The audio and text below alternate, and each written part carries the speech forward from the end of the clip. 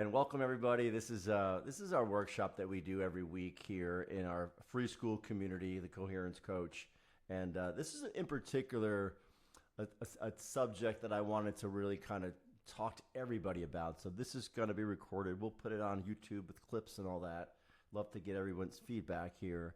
But the truth is, there's what I teach ultimately are these 5 HeartMath techniques. What does that mean? Well, HeartMath is a nonprofit organization that was, I guess, formulated over 35 years ago or so.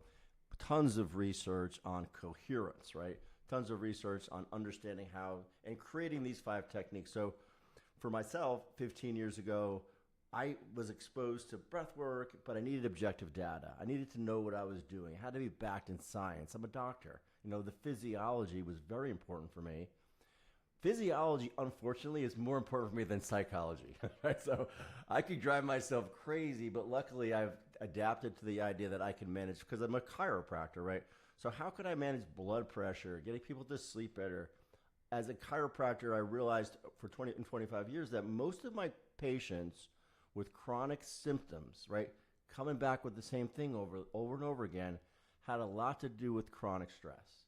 And chiropractors know that. People that work with people know that. It's not new.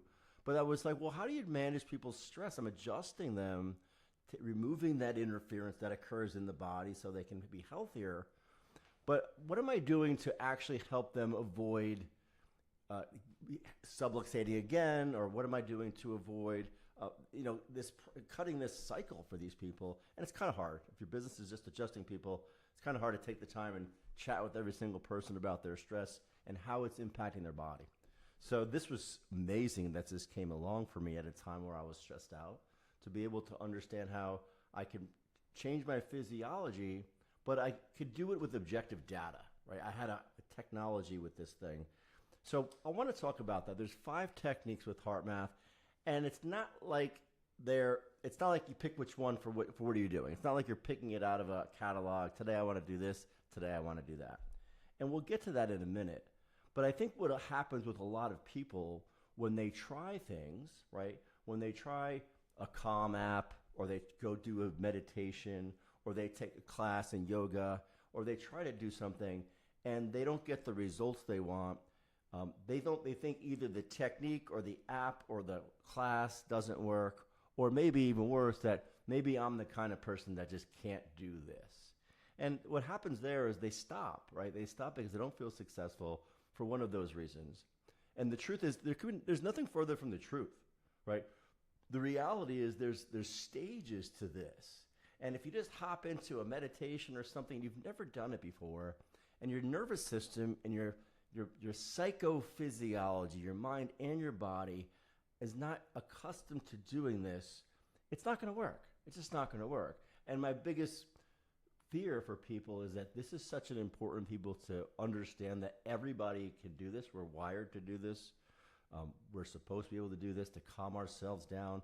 Animals actually do it. Watch them do it. And we can too. So we just need to know that there's kind of a process. So these are not breathing exercises. They're state shifting protocols with a mechanism behind each one. So I want to go over them with us today. But first I want to talk about why the progression matters. Excuse me. This is a ladder, not a menu, is my point, right? So most people treat breath work like a buffet. People pick what they want to do today, maybe this song or this type of meditation. These techniques are designed to be in a sequence.